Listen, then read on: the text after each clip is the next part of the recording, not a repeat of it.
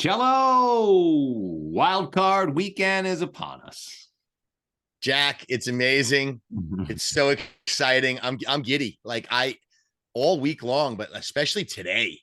I had a special feeling inside me that I didn't know what it was, but I think it's just the fact that there's 6 playoff games coming up. It's really unbelievable and how well distributed they are between the 3 days. Yeah, the NFL has done a nice job here. I know that some people were complaining. I think the players especially had been complaining about the Monday night game, weren't crazy about it. But, listen, it's all about the fans, the players, take your paycheck, show up, be prepared, and play. That's all you can do. How would they have done that differently? Have 4 games on Sunday, maybe 3 and 3, 3 and 3. Yep. But I guess from a ratings perspective, there's no doubt that a Monday night game is going to get more than a Saturday noon game, right? Especially a Monday night game with Dallas and Brady. Oh my God. I can't wait to get to that. Have you ever in your life heard of a ratings bonanza bigger than that? It's so good. Good to see you, man. You look good. I haven't seen you. When was the last pod we did? I think it was it last week?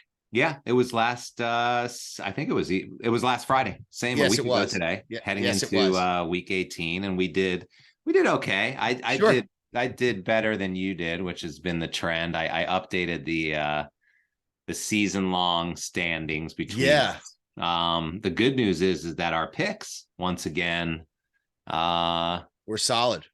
Oh wait, this is 4. We went 4-1 on our consensus picks. Yep. So that was impressive. That brings our average even higher. We did very well this year on the games we agreed on. 62.5%. Not too shabby. Pretty solid, bro. And we were 35 and 21. And then I was 7-4 last week. You were 6-5. So we both had winning weeks. And I ended up at 59.2% for the year, and you ended up at 48.7%. So you just had a little bad streak there in the middle. Yeah, I looked at that pick pool that I'm in that I won last year, where I was like, I took a snapshot of it. I think I was 30 something or almost 40 games over 500 last year. This year I looked at it and I was like 1 game over 500 for the season. I finished middle of the pack. Yeah. So I told you when you told me that last year that you were that far above. I couldn't believe it. Unbelievable. Right. And yet I didn't win Megabucks. And then now I'm around 500, and my picks with you on this pod have not been great. And yet I launched myself at the first place in Megabucks New York last week because I'm hitting all my bets. Yeah. So it's weird. Like, again, you don't have to bet every game. So it's just, I guess, not just the games I'm picking in Megabucks, but also using the teasers and hitting the right ones, and avoiding the landmines. Yeah, totally. And talking about those teaser legs, I think is really important because it is. Yeah, I mean, it's not all about straight bets. I mean, I do a lot of straight bets, in ATS contests, but I mean, as we all know, there's so many more bets that you can make. And it's not always about just having the highest winning percentage. That's just one way to bet, right? Right. Well, listen, for the purposes of your contest, which I'm looking forward to joining next year, we should probably do a joint team and then each do our own team. Maybe make an agreement that if any one of us wins it, we just split the money. You know what I'm saying? Yeah, totally. Which I would do. The DraftKings, I was looking at it this morning. The DraftKings survivor pool ended, obviously in a tie. There were 12. I don't know. There was $1.2 million in that pot, and I think I saw that basically. Not a single person won it when there's so many people and something like that, but basically everybody cashed for 16 grand. Wow. So not bad. And the entry was 100. All right. So that's a huge, oh my God. Yeah. And actually I'll tell you exactly. I was just looking at it. So there were 13,000 people. And that's why I was so pissed. I made it to the top 900. Very good. There were 86 people ended up surviving the whole thing. Wow. So you were a couple bad weeks away from maybe cashing toward the bottom end. Yeah, and it's what I mentioned a couple times on the pod. There were no big upsets after week 10. That's so true. You're right. And so they got everyone cashed out for 14,288. Not bad. Yeah, they wiped people out early this year. 86 people. Great card this week. What's that? Great card this week. I mean, the games, I think most of the games will be very interesting matchups. Of course, Obviously, Miami not having a quarterback obviously kills the luster of that game. I mean, I thought they'd get beat anyway, but I can't imagine them competing in this game. Like, I don't know, what game is the first game? Yeah, let's go through the card in order. Sure. I've got it all teed up here for you and I to make our picks. Let's pick Okay. every game. I don't know for wannamakabet.com for the newsletter. I'm not necessarily going to pick every game, but I think I'm going to focus on, I don't know, maybe do three. Maybe two or three. Yeah. You should do three. Should be the first game on the docket is tomorrow at 4:30, and that is the Seattle Seahawks plus 9.5 at the 49ers. You want to kick us off on this one? Yeah, I do actually. I think it's interesting. First of all, the line move off 10 to 9.5 means a lot of money must have come in on Seattle, and I can sort of understand it. I mean, I know they got swept in the regular season. It is a division game. I kind of looked up, like, this will be the 20th matchup in wild card history where you have a sweep scenario coming in and you're playing them for a third time in a wild card. Yeah. And I mean, basically the team that's won is 12-7 straight up, but only 9-9 against the spread. So I could see why there would be some money coming in there. Obviously, division opponents, I think they know them. I imagine now that Lockett played last week, he'll be back. So you have Metcalf, Lockett, you have the tight ends, you have Kenneth Walker back. Seattle's defense is not great, but again, you have a rookie quarterback playing his first game at home as a large favorite. I would take Seattle here with the points. As good as San Fran's defense is, and as good as their personnel at the skill position is, obviously they're the best defense in football that's left, and they have great coaching. I mean, Shanahan's record's very, very good in the playoffs, straight up and against the spread. But I just, man, I'm not going to bet it straight, but if I had to take it straight, I would take Seattle. It would surprise me, although I think it would shock most of the country if Seattle won this game outright. I would not say it's impossible. I mean, I would be way more shocked if Miami beat Buffalo or if Baltimore beat Cincinnati with their third string quarterback than I would here with Geno upsetting a rookie quarterback in a division game. So to me, Seattle is a live dog on with the points for sure. I think it's too many. But with that said, I have San Francisco in a large 3-team teaser at Pick'em. So I'm hoping San Fran gets it done at home. I think they will. I think they have bigger fish to fry in their minds than Seattle. But, the NFL is weird and anything can happen. And certainly Seattle, it wouldn't shock me entirely if Seattle won this game if Purdy had a bad game. So you're on Seattle. Yeah, I think, look, I like Seattle with the points, but I will not put a wager on them. I have my wager is on San Fran at Pick'em in a 3-team teaser. At wannamakabet.com where you get that's correct 9 that's right. Or you get 10 in a 3-point teaser. Okay, that's right. So I like that. I think we're aligned. I basically am on Seattle also. I think they're very much a live dog in this game. I think it's a division game. It's hard to beat a team 3 times a year. You have a rookie quarterback trying to win a playoff game. Yes. And I think, like, as I said, I think on the pod last week or the week before, one of the mistakes I made this year was backing any backup quarterback, much less a rookie third string quarterback.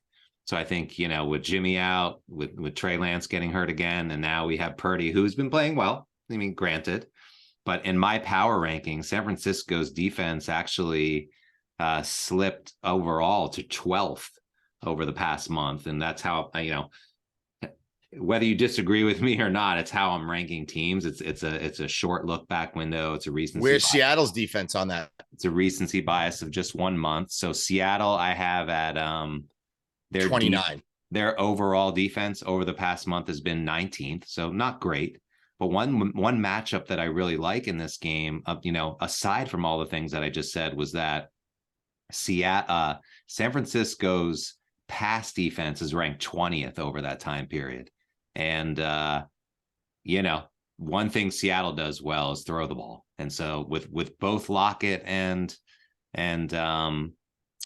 what's his face healthy and Metcalf healthy, I like the matchup for them. Like, that's just, for me, another reason to like Seattle. And I agree with you that They are very much a live dog of all the dogs out there. And I think there's plenty of people out there, among them our friend Brad.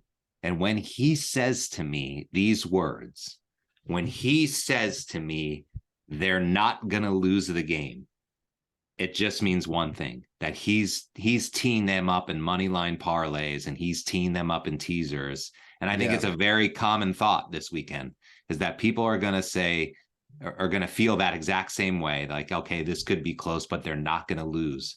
And I totally agree with what you said about it wouldn't shock me if they lost this game. No. What would really shock me, and we'll get to this later, was if Buffalo lost the game. Of course. That would absolutely blow my mind. That's not happening. Given that they're going up against a third string quarterback. But in this game, Seattle scraped their way into these playoffs. They played really well. They've had some good defensive games. I mean, they can't stop the run. That's the problem. And I think the big McCaffrey, if you're backing San Francisco in this game and you're looking at that stat, like C-Mac and Debo, man. C-Mac and Debo. Seattle's rush defense is 23rd, and San Francisco's rush offense is first. Hold on a second. It's second. Okay, it's second. It's not first, but still, it's only behind the Giants. And so it's like that is a bad matchup for Seattle's defense. So this game could get ugly in a way that that Seattle backers won't like, which is basically if they take the ball out of Purdy's hands and just keep handing it off to McCaffrey and the sweeps to Debo and all those kinds of things. Becomes a defensive game, and a shutdown, a slow, drawn out brawl where Seattle doesn't get to touch the ball a lot, like minimum possessions where they have 7 or 8 possessions the whole game, and all of a sudden it's 23-6 and it's over. Yeah, but I part of me thinks that this is not going to be a shootout game. Yeah. And that is going to be a slog, and that they're going to get to Geno. I could see a strip sack here from Bosa. Yeah. I could see Geno making a mistake, fumbling a ball in the pocket, making a rush throw that's intercepted by the Polamalu guy, the guy who looks like Polamalu. I forget his name. So San Fran's D is the reason why I like the under here. But in that scenario, I can see Seattle late covering that 9.5. Yeah. Yeah. So, I'm hoping Brad's right, because obviously I have the same bet as him in terms of the 3-team teaser. I mean, I have San Fran on the money line. I'm just not laying 360. That's right. You're talking about Hufanga, by the way, right? The safety. Yes. Yeah. He had an amazing beginning of the season and not so great lately. And I think that's kind of faded. What I was talking about, how over the past month their defense has really sort of slipped a little bit, which does not bode well for them in a game playing like an offense like this. I also like Pete Carroll. Pete Carroll's a good coach. Is he one of the best? You could argue both sides of that, I think, but he's a defensive coach. And I think like if he's thinking about how to stop San Francisco in this game, he's probably just going to make Purdy beat him with his arm. And so it's like if they sell out against the run, I mean, even if they can't stop the run very well, if their mindset is this to stop the run, then I think that's the right strategy. Well, 3 little points before we go that I think most of them will help you support Seattle in this. And this is some of the data I looked up. So the San Fran's won 10 straight games coming in. Yeah. So they look back and they saw teams that have won 10 straight coming into a wild card game are 7-8 straight up. Wow. They're also 2-13 against the spread. Wow. So that's compelling data for Seattle here. Like teams that come in on a hot streak at home, they're a big favorite. They don't always cover that number. The other thing was first time home quarterbacks as favorites are 6-16 against the spread, and only 8-14 straight up. Wow. So like I would be really careful here. Like when I saw the number move, because when I bet it at 10 and I took it down because I said to myself, fuck no, San Francisco can't lose this game to Seattle and Geno Smith. And then when I saw it go to 9.5, I was like, cancel my bet. And now when I hear you, had that conversation with Brad, I'm fearing the game. Thinking Like about now, yeah. now I might have to go on Caesars and bet Seattle money line just so that if I lose my units, at least I can win something. Either way. All right. We're both on Seattle. We are. I like the points. So let's move on to the really good night card, which is Jacksonville hosting the Chargers. What's so interesting about this game is that I'm pretty sure the general public is backing Jacksonville in this game, and yet the line continues to move in favor of the Chargers. Yeah, I don't agree with that. I don't think people are overly impressed with Jacksonville. I think a lot of people thought they got pretty lucky actually to beat Tennessee in that game. If it wasn't for that fluke. Yeah, I mean, they were losing that game. See, I went, I went 4-1 last week, as you know, and the only game I lost was that one. And I actually thought I was on the right side. I thought there were 21 points, like that stupid reverse play that they fumbled, the wide open receiver that Trevor Lawrence just whipped over his head. And then the third one, yeah, you could argue whether that should have been a TD. Maybe it should have been pass interference. Maybe he should have thrown it better. But there were at least 21 points that he had a bad game. And so I'm thinking, okay, that was his playoff game because he was super tense. And now that he gets that out of you're saying that in essence, you feel like that was his first playoff game. So he's no longer a rookie playing his first playoff game. Yeah, I mean, technically, look, he still is, but it's not like let's be honest, it's not like Herbert has any more experience than he does in this situation. That's right? Correct. He does not. So, two rookies. I look at this as super close. I'm sure you're going to say this. But I want to hear you confirm it that it's a great teaser leg if you're back. Phenomenal. I already have it. It's a Wong teaser. I have it. Yeah. I have the 8.5. But this is one that I would say I'm probably not going to pick because I do believe that it's so close. I absolutely think it's going to come down to the final possession, and it wouldn't surprise me if either one of these teams won. And I don't think there's really much value in anything but a teaser with Jacksonville. And I'm not going to be surprised if the Chargers win. It's too close. I think it's a very close game. I think the news that came out today was huge. Like when Mike Williams is out, and I think that's an indictment.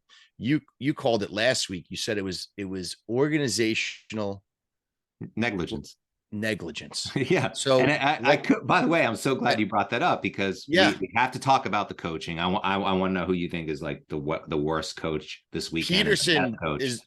Peterson is by far outclassing the the Chargers coach this week. It's not even close. The Chargers coach last week. Let's just review what he did. They had already locked in the 5 seed. They had no reason to play. He played his starters. He got his best receiver other than Keenan Allen, Mike Williams, injured. He's not playing in this playoff game because he played him last week in a meaningless game. Negligence. That's negligence. Yeah. And it's also stupidity. It was. And there's a couple it was for things. 2 different reasons. Like in the case of the Bears, you don't want to get your quarterback hurt for the offseason or like the season's over. But in this case, it's like, why would you play? It would be like Brian Daboll putting Daniel Jones out there and getting him hurt when there's no upside to playing him. Getting him a few more reps. Listen, I say this all the time on the podcast. These guys are not that smart. A lot of times, I swear to God, a lot of times there's Sundays when I'm on the couch, I'm either at Todd's or whatever, and we're drinking, watching these games, and we look at each other and we're like, how is this guy employed? Yeah. So and in this instance, and that feeds into an edge for Jacksonville, and like they have a coaching edge in this game for sure. Totally agree. I was going to read you some stats. Peterson is 5-1 against the spread in the playoffs. Yeah. Obviously, with his time with the Eagles, 4-1 straight up as a dog. Yeah. So here's a home dog. Yeah. I like Jacksonville to win this game. First of all, me too. I know it's a West Coast team coming over. I know it's a night game. It's a long ass trip. They're minus their wide receiver 2, which really Mike Williams is a wide receiver 1. I mean, I know Keenan Allen has been playing amazing football, and I know they have Eckler, and I know the kid Palmer as a third receiver is not bad. I'm not saying that, and Herbert can be special spinning the ball, but we saw, we remember how bad they were when they didn't have both of these guys going. They just looked so, they looked so lost, lethargic, and like they would look like stuck in the mud. Yeah. So yeah, they need him. He's a key piece. And I have these teams like ranked very closely to each other in my rankings. Like I have I them. think you had Jacksonville's defense very high on your DVOA. I was surprised they were top 5. Well, I have the Jags 5th and the Chargers 6th in my rankings. I mean, like the only sort of and their gaps like match up. The Charger rush defense is like dead last in the NFL over that period. And yet Jacksonville's rush offense is 18th. So it's like they can't really take advantage of that, like I guess ATN has not been playing as well over the past month as he was like during the season. And these matchups sort of, they don't favor either side or the other. But I will say this, the Charger defense slipped over the past month. It was 16th and Jacksonville is 6th. So again, that's another reason to like Jacksonville. Yeah, and I think Bosa got nicked up in that game too for no reason that he was playing. There was no reason for him to be out there. He's coming off an injury. He finally got back on the field and he threw him out there in a meaningless game and he re-injured himself. I mean, it's so dumb. So coaching edge, Jacksonville. Home field, Jacksonville. Peterson against the spread in the playoffs against this guy who's a knucklehead, Jacksonville. I like Jacksonville at home. I have them in a money line parlay and I have them plus 8.5. Yeah, I'm with you. All right, we're both on the Jags. Yep. Okay, first game on Sunday is Miami. Let's set the line at 12.5. They're getting from Buffalo.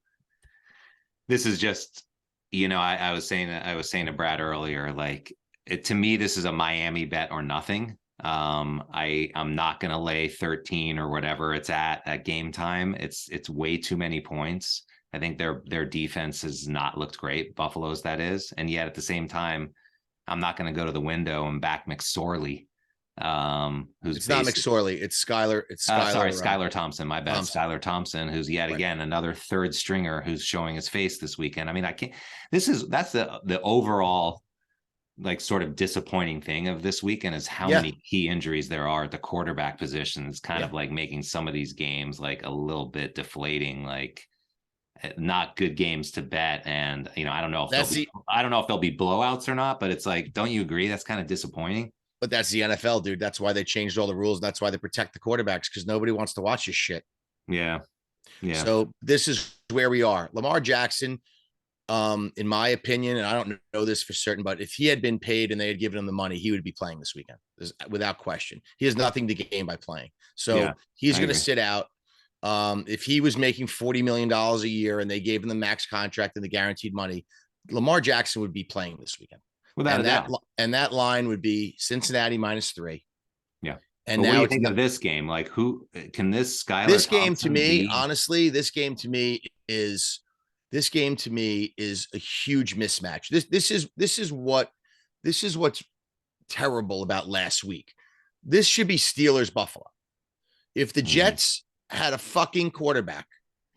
Okay, Miami was inept in every way. Okay, and now you have to sit there. Now we have to sit there and watch this game, which is gonna be 45-6 Buffalo. Oh, really? Absolute blowout. Mostert's hurt. He's not playing. Yeah. So you have Jeff Wilson. You have the receivers. Tyreek Hill tweaked his hamstring. You have a third string quarterback, and you're playing the best team in football in their building after a guy almost died. Who will likely be there? Is he going to come in? Is he going to come in on either crutches or a wheelchair or other? Is he going to appear in the stadium? Because if he does, I don't know, but I don't think 13 is enough. I'm not even sure 30 is enough, Jack, in this game. Wow. I think this is a boring game.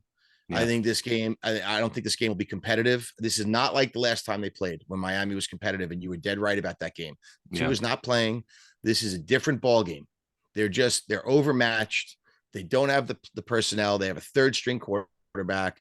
They're playing I call them the number 1 seed. You could say what you want about Kansas City. Kansas City got lucky, but no, I have Buffalo ranked number 1. Chiefs Buffalo to me, this isn't even going to be a game. This game's over at halftime. Mm-hmm.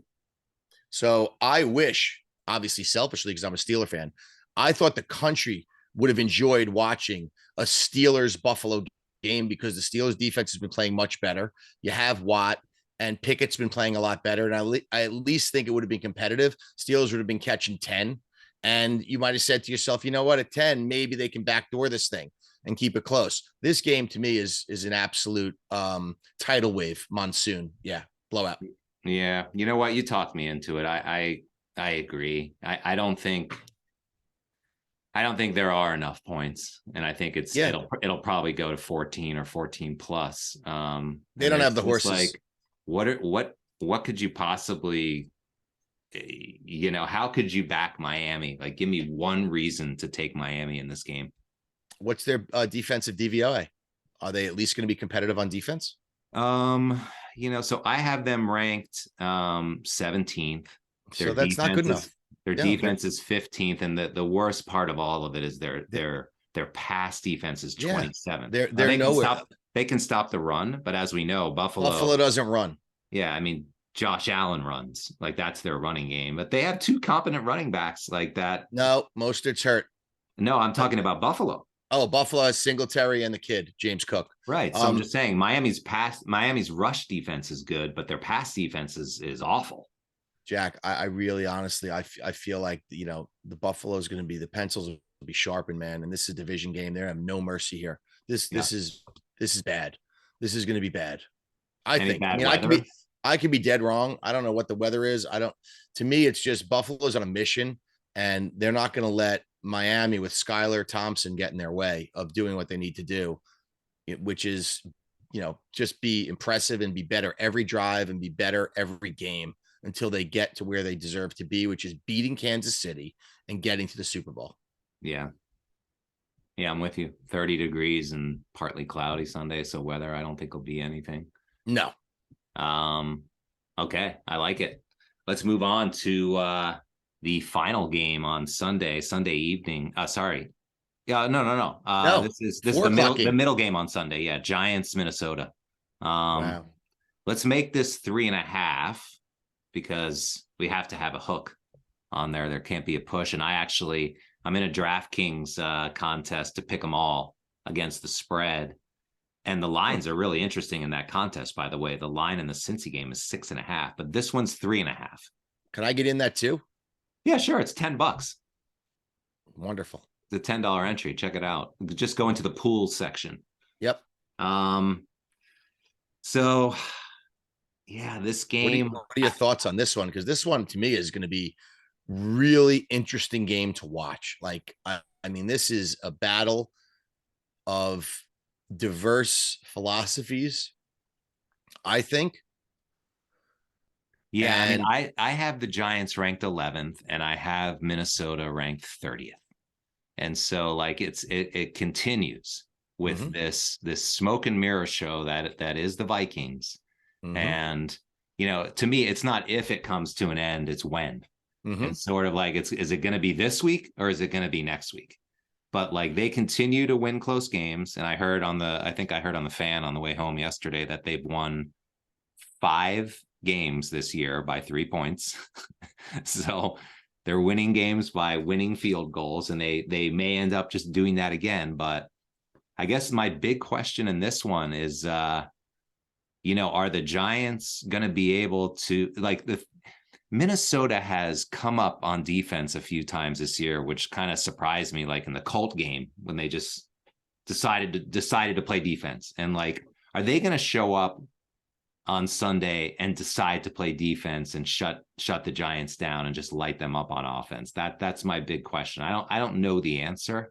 I'm leaning toward the Vikings in this game, but I don't have like a high level of confidence in them. And it's like, they're definitely not going to be one of my top picks. But if you forced me to pick a side here, I'm still a little bit on the fence. I'm curious what you think.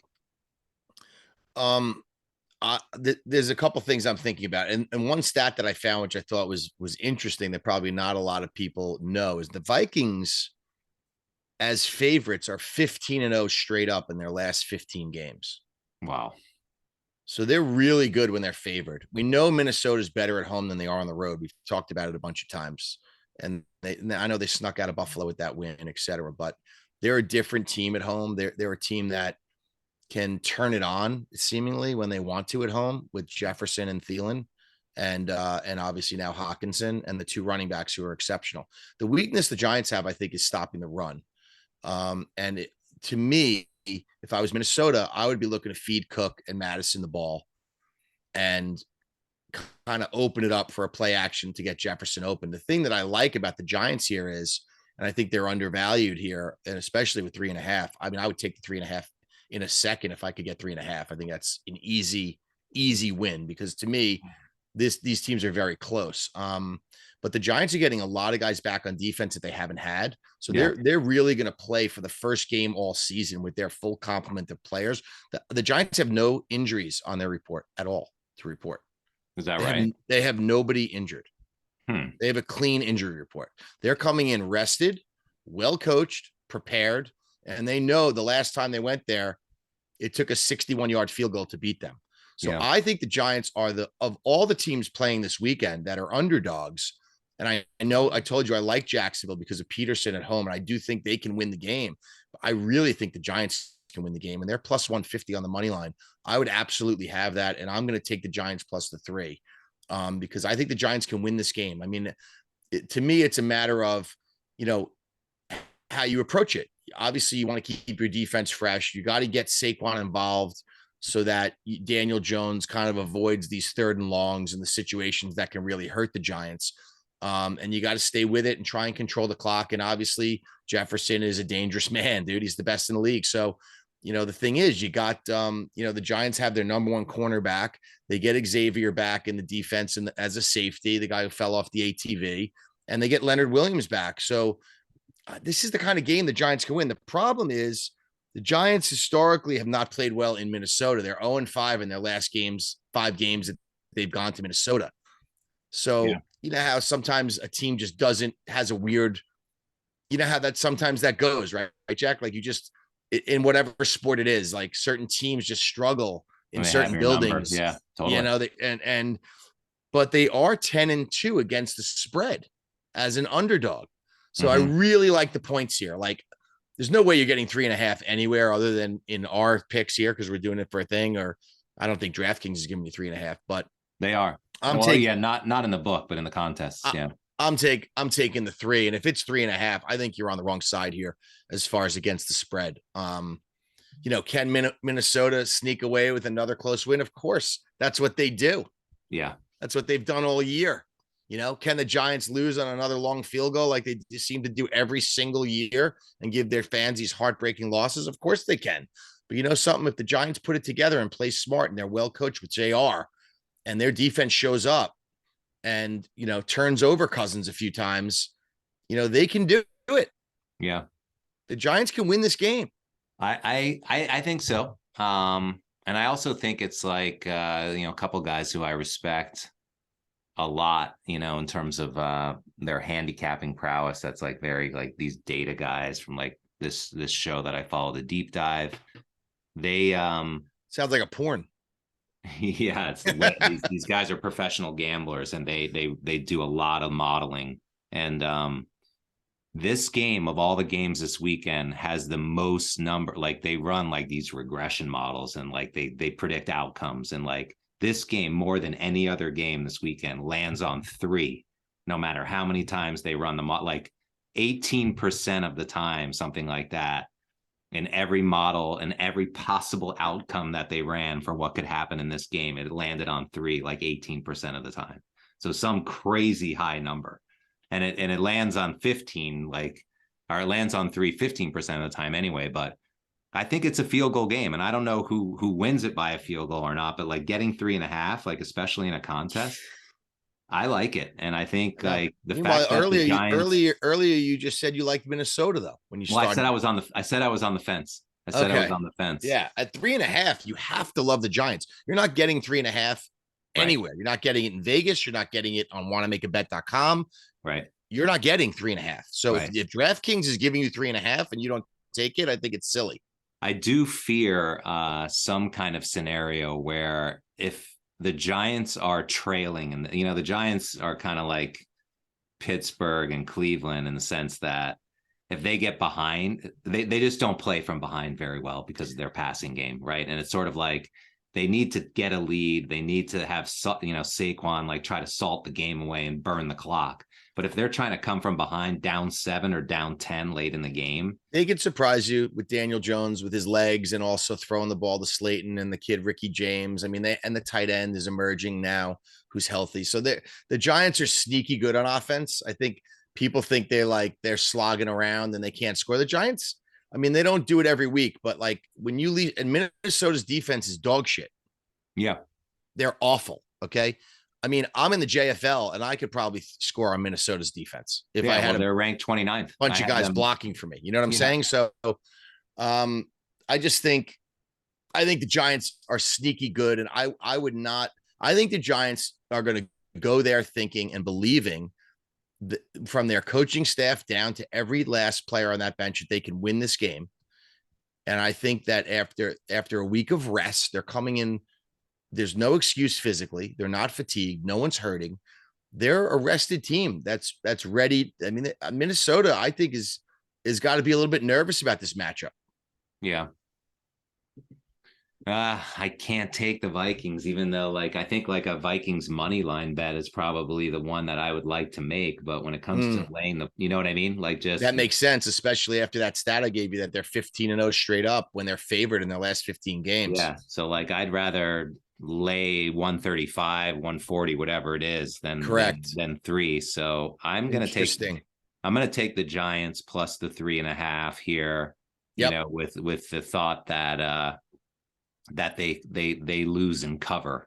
And, you know, maybe they end up getting the win, but it's just not going to surprise me at all if it's yet another close game where the Vikings potentially have to come from behind to win it and or kick a field goal late. I mean, they've done it so many times that it's just I feel like I've seen this movie before where they're going to get down and they're going to come back and they're going to win the game on the last drive with either a field goal or a touchdown.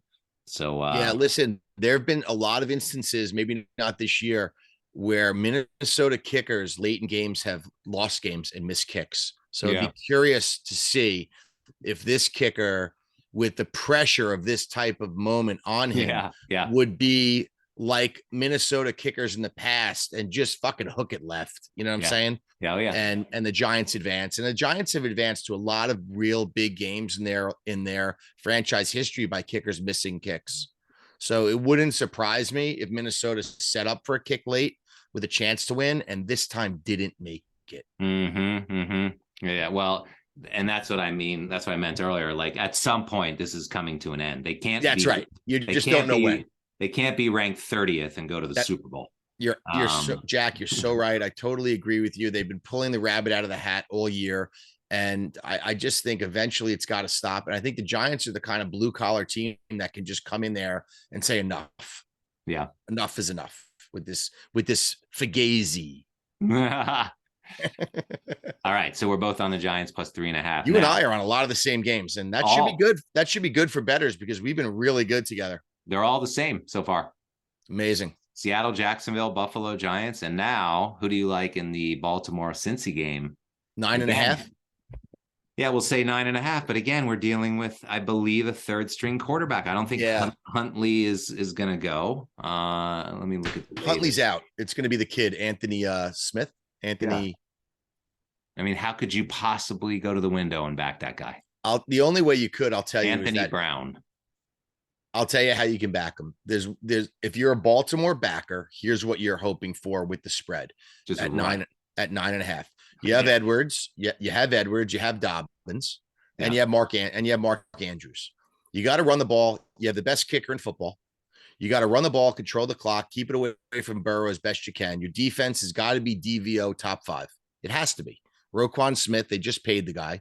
They're playing tremendous defense. I think Baltimore has allowed 9 touchdowns in the last 10 games. Yeah, I mean, they've slipped. I heard because I've got them. I have them ranked 16th. Jack, they're way better than that.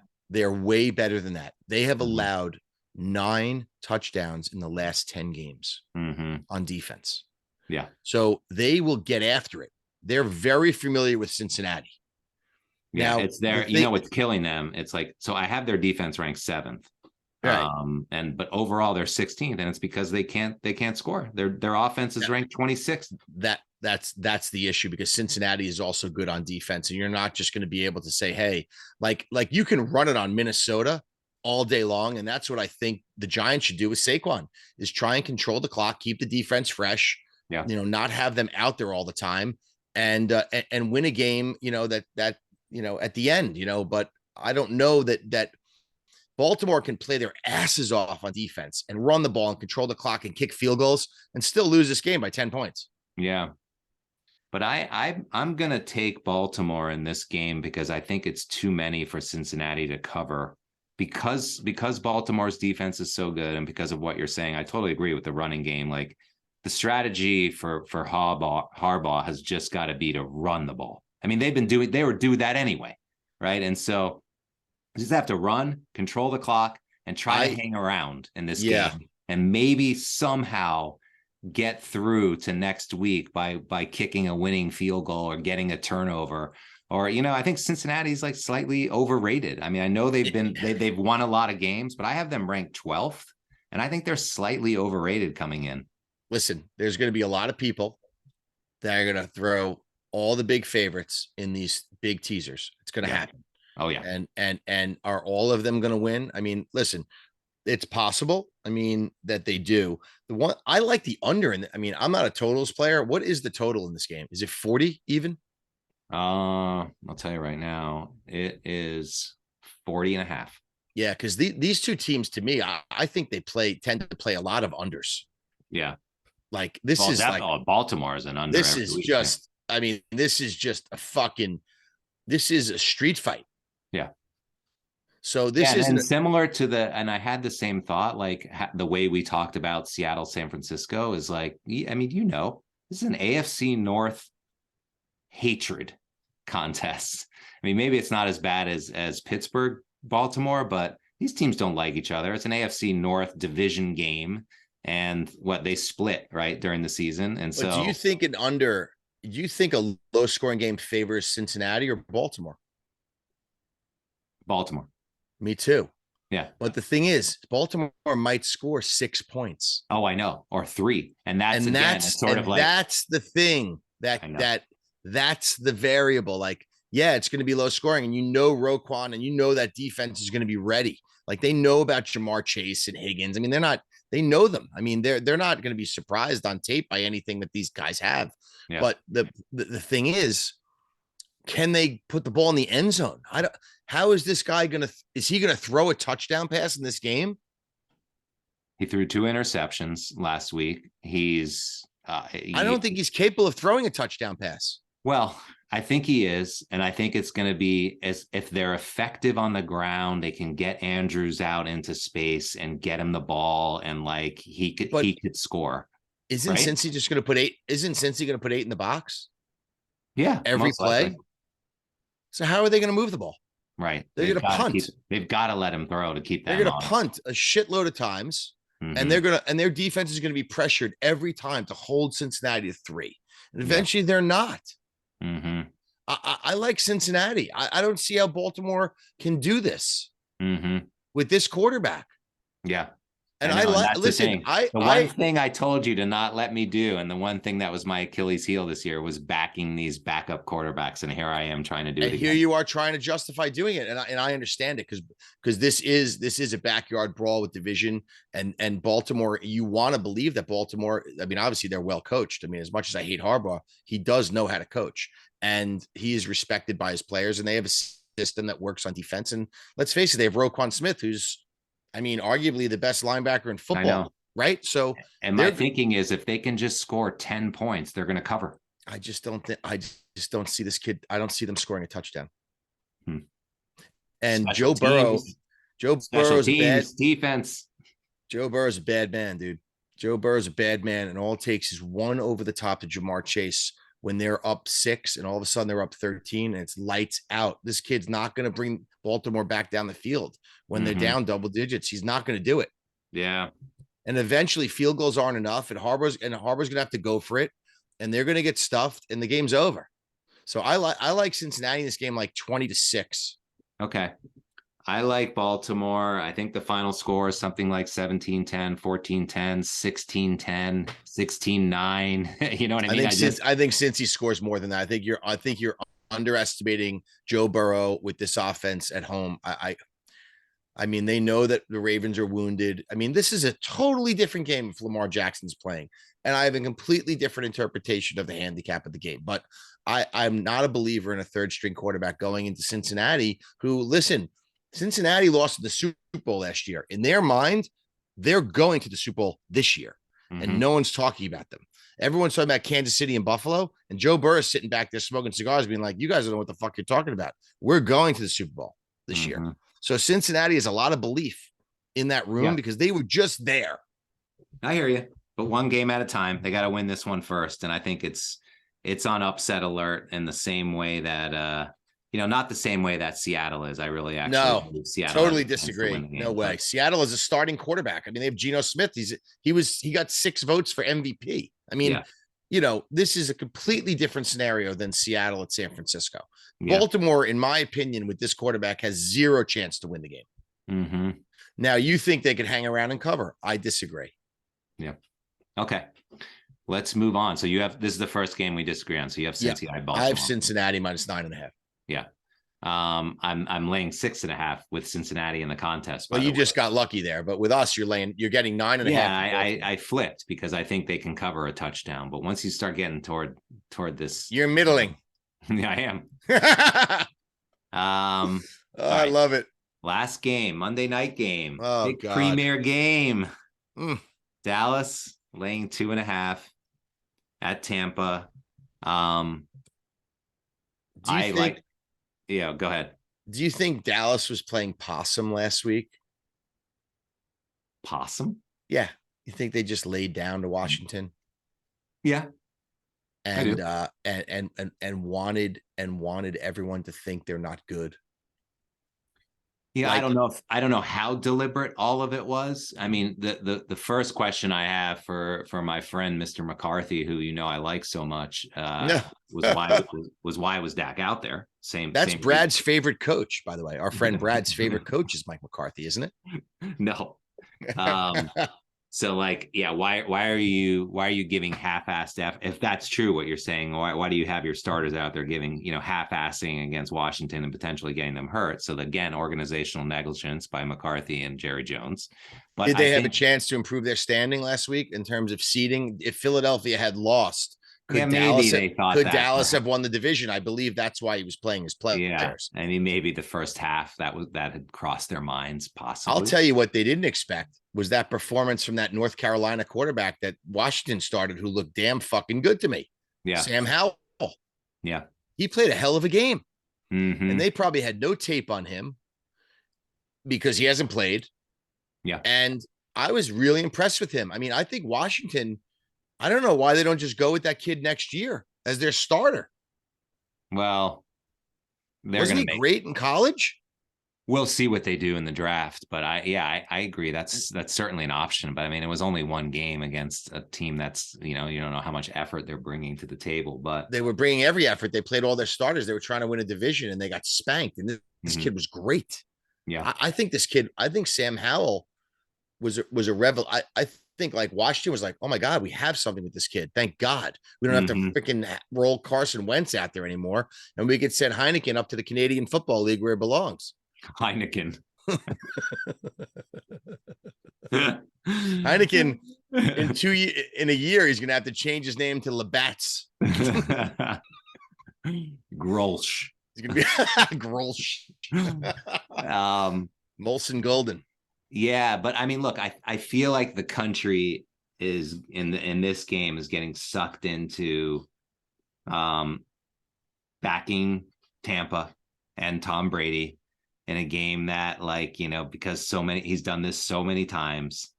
But for me, I think that and I feel like I have a really good read on Tampa this year. Like I've gone against them throughout these doldrums they've been in. I came back with them last week because I knew they were going to win the division, and now they're overinflated because they beat Carolina and they're in. And I know they're getting healthy, and they got a lot of people coming back in this game who haven't been around.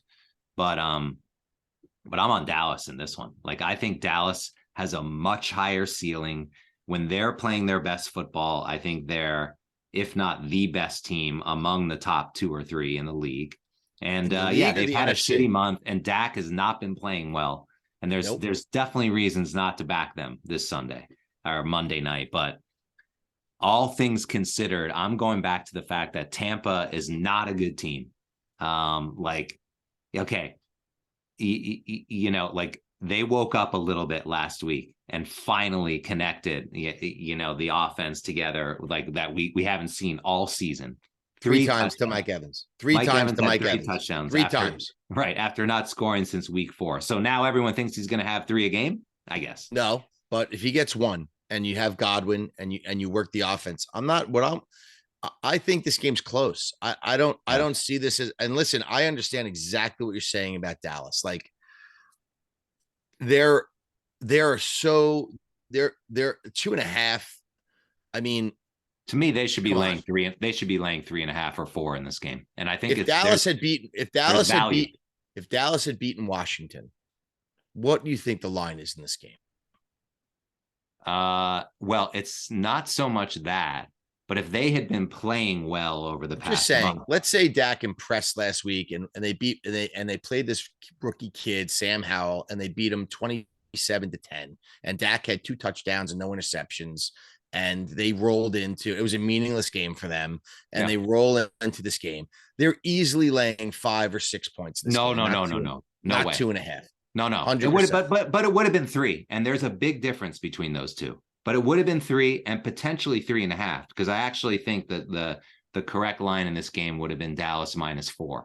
But doesn't matter. It's 2.5. And I think that's why I like them, is that I have to lay less than a field goal against a team that hasn't showed me anything all year. Do you have a lot of conviction in this pick? Is this going to be one of your top 3 picks on the site?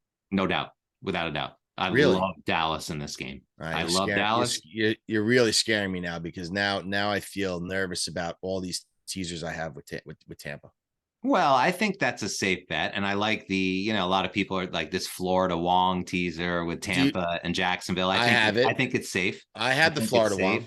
I like Cincinnati in the teasers more than I like San Francisco, for example. I wouldn't put Buffalo in a teaser, but I mean, at wannamakeabet.com, when you can get 13, I would throw Buffalo in to get yourself some padding. I mean, the thing about wannamakeabet.com is you're running out of time to build the 4-team teasers. And so like, this is where people make hay right now, is because you get to the NFC Championship game and you can't build the 4-team teaser and take advantage anymore. So right now, I know people are out there thinking, okay, I only have 2 weeks left, maybe 3, to build a monster 4-teamer and really like put in big bets. And I'm kind of expecting to see that. I thought about that, and I think I probably made a mistake by betting only 3 and 2-team teasers. But just to get back to this game and some of the facts about this game, Brady and Tampa played week 1 at Dallas with Dak and a full team. They won the game 19-3. You probably don't remember it. It was so long ago. Mm-hmm. That was the first week of the season. Yeah. Tampa Bay won this game 19-3. So it was a low scoring game. Tampa's defense was fucking awesome. Mm-hmm. And listen, Todd Bowles, you know how I feel about him. I don't think he's a head coach, but he's a hell of a defensive coach. Tampa's defense will be ready Monday night for this game. Dak Prescott's going to have a hard time in this game. I don't think this is going to be CeeDee Lamb, 150 yards, 3 touchdowns. It's not that kind of game for Dallas. Mm-hmm. No way, especially on this grass track. It's not happening. Yeah. But I will say the problem with Tampa is they were the worst team in the league against the spread this year. Mm-hmm. The worst. Yeah. So but in this instance, it doesn't really matter because they're catching points. Right. So like if they were laying, you'd be like, oh, maybe they could win and cover, but or they'll just lose outright. But here, your bet really, I think really your bet here is either Tampa money line, or you have to tease them to get more than those points and hope it's a 1-score game. Or you're not, like, this isn't a Dallas 1-point win, is my point. I don't think Tampa covers and loses. I think either Brady wins this game and Tampa knocks out Dallas and McCarthy is fired, mm-hmm. or Dallas advances easily and I lose every teaser, it's not even going to be close. Like Dallas wipes them out. Yeah. But I'm going with Tampa Bay in this game with the money line, and with the 8.5 and with 12.5. Because I think that, and if I could get it in third, I would take it up to 15.5, because I'm just going to roll with the fact that they're at home. Brady's playing maybe the last game of his Tampa career, and I don't think he wants to end just now. And I think Dallas is a vulnerable team. They're not, they're not as good as you want them to be. Like they have CeeDee Lamb, but they don't really have a second receiver that's any good. Like Michael Gallup, the other guy who looks like CeeDee Lamb, their tight end is good, Dalton Schultz. They do have 2 running backs, but Tampa Bay can stop the run. What does Tampa Bay's defense look like in your rankings? I'm curious. Well, in your recency bias. Yeah, so Dallas I have ranked 14th, and I have Tampa ranked 22nd. So when you say that, is that defense or overall? Overall, I'm asking for defense. Yeah, their defense is ranked also 22nd. Their pass defense is terrible. It's 24th, and they can stop the run. They're 6th. Yeah, they're really good against the run. So what they're going to say to me, that's a favorable matchup for Dallas because they can pass, and they're not the New York Giants where they have to run. Like they'll Ezekiel Elliott is not going to be eating cereal this week. Okay, it's going to be Pollard. And Pollard's going to maybe get 75 yards, and Zeke will get 40. But this is all about Dak Prescott playing to his potential, hopefully for me, and getting it to CeeDee Lamb and Schultz and anyone else he can find to basically exploit this pass defense. Yeah, but this is the thing. Dak's thrown 9 interceptions in the last month. Oh, I know. Now a bunch of those have not been his fault, and I know. I mean, I watched it in Jacksonville. That guy should have caught the ball. Like, there's been some deflections and some weird shit that these second and third receivers are doing that are costing him that. But he's thrown still 5, which is still a lot. Now, if you his own, Dak throws interceptions. You have to say that, and you should say it out loud before you start betting a lot of money. Dak Prescott throws interceptions. So that is what it is in terms of the rankings. But I do think it's important for all these games to look at the whole body of work of this season. And I still have Dallas ranked 5th in the league, and Tampa I have 17th. And so it's sort of like, I think there's so many things to take advantage of if you're the Cowboys in this game. Again, their ceiling as a team is so much higher than Tampa's in my mind. If they just play, if they're just who they are, then they're going to win this game, and it shouldn't be that close. I do sort of half expect it to be, it wouldn't surprise me if it was close and Tampa was driving to try to, tie or win the game by a very close margin at the end. But I'm also, I'm sort of expecting this to be ugly. Many of Tampa's games have been. You and I are on opposite sides here. I'm not, number one, I'm not a believer in Mike McCarthy as a coach. I'm not a believer in Dak Prescott as a quarterback. Yeah. I am a believer. I'm with you I'm with you on half of that, and I don't think there is a coaching advantage in this game because there isn't, because Bowles is terrible. But Bowles is terrible, and Byron Leftwich is arguably worse. But I will say this. I will say that I am a believer in number 11 on Dallas. He scares the crap out of me. Lamb. No. Micah Parsons. Oh yeah. Yeah, and their defense hasn't been playing up to what they should have been over the past. Micah Parsons is a game wrecker. He's a poor man's TJ Watt. He can instantly change the game. Come around the corner, hits Brady, ball comes out, they pick it up, run it in, it's over. He's that kind of a player. The Tampa Bay has 2 really, really good linebackers, 2 of the best, but they don't really have that pass rusher that they were known for, where they had that solid D line. They just don't have it. So they're going to play hard on defense. I don't see them. I see them keeping this game close. And I think Brady's going to be able to score on Dallas, because you can throw on Dallas. You can throw on Dallas, and Godwin is going to get open. And And Mike Evans, if you sleep on him deep and Brady's throwing these long balls to Evans, God forbid one of them on a double move gets by this guy, that's a touchdown. And it's quick. And he's going to throw it's like it for sure. You get up and go to the bathroom to pee, and all of a sudden you let up 7 points. Like, that's a fast touchdown. You know what I'm saying? Like, wow. We know it's coming. It's coming. He's going to throw it. Right. So I just can't imagine Brady getting blown out in this game. So maybe that's why I'm so interested in taking the point, the 8.5 and the 12.5 in these teasers. But I do understand what you're saying about Dallas being undervalued and being underappreciated in this spot because of their recent performances have not been good, and Dak has not been good, and all you hear about is Dak's throwing interceptions and Dallas this. Yeah.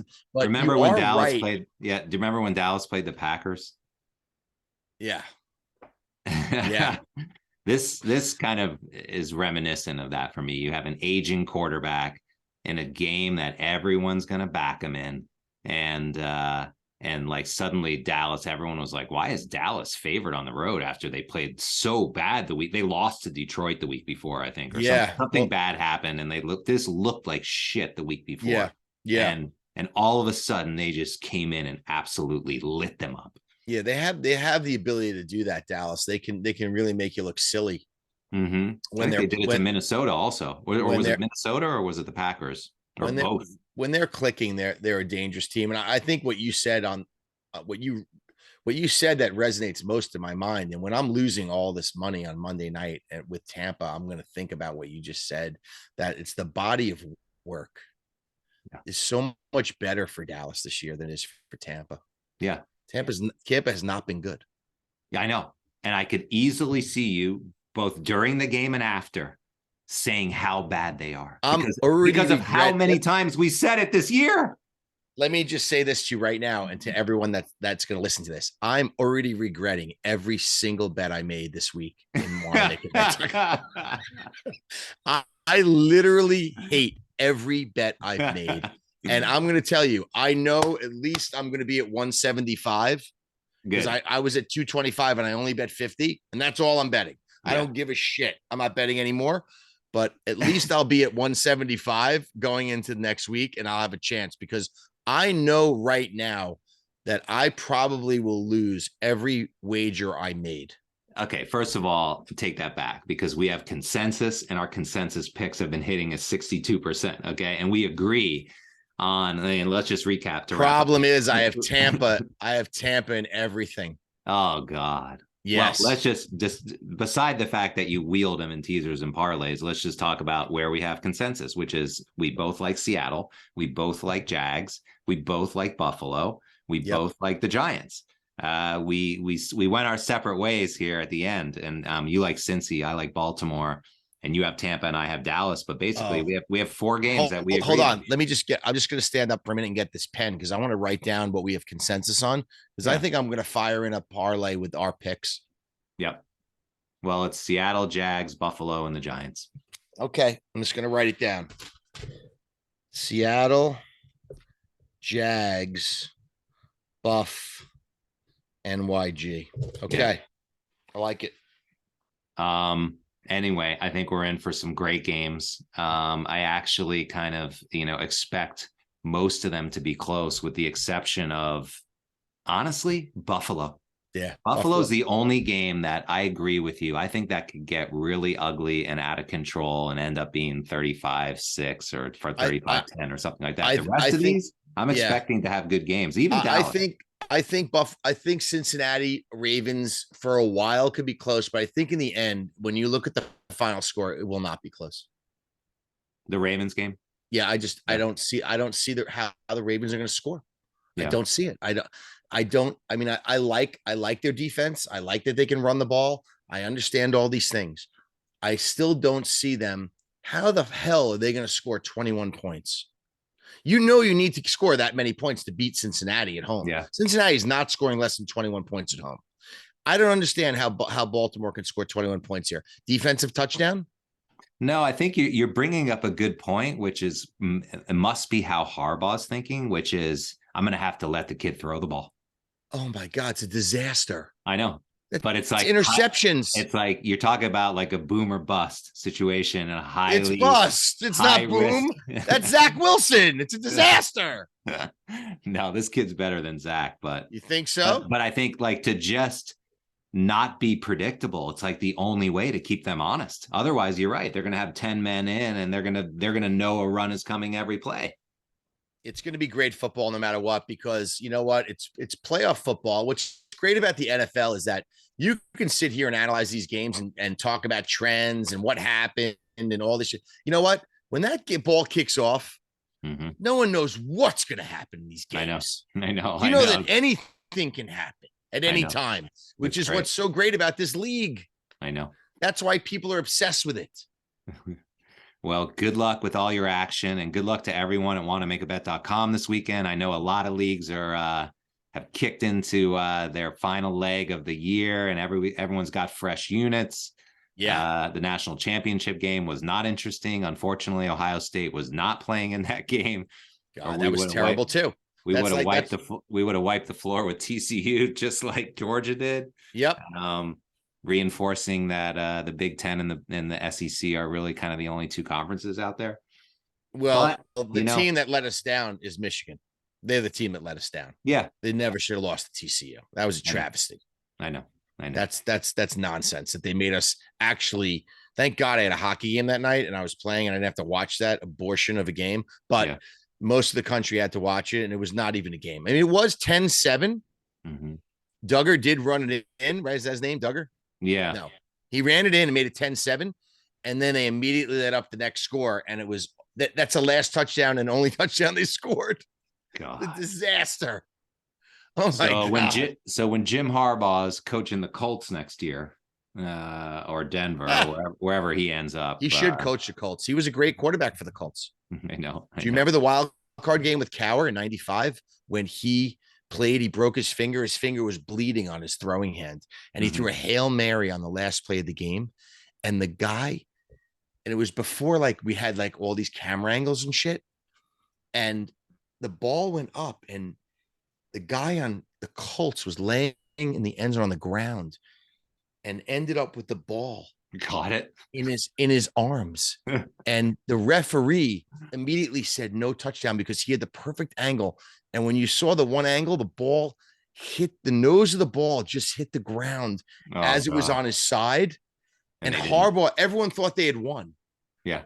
But that's how Harbaugh was a pretty tough customer as a quarterback in the NFL, man. He took a beating, and he took a beating in that game. And then we went on. That was the year we went on with Cowher and lost to Dallas with Neil O'Donnell when he threw the 2 interceptions to Larry Brown. Oh, yeah. We were in the apartment, remember? With Charlie Maoni was there. We were on 86th Street, right? No, we were in my apartment. Oh, right. You won. We were in my apartment with Gerard. Yeah. Downtown. Ann and Charlie Maoni Sr. was there. Who else? You know who else was there? Marion. Barry. Oh my goodness, our bookie. And that's the reason why we started this damn thing. Yeah, and just so for all our listeners, our bookie, who we all owed money to, like became our friend.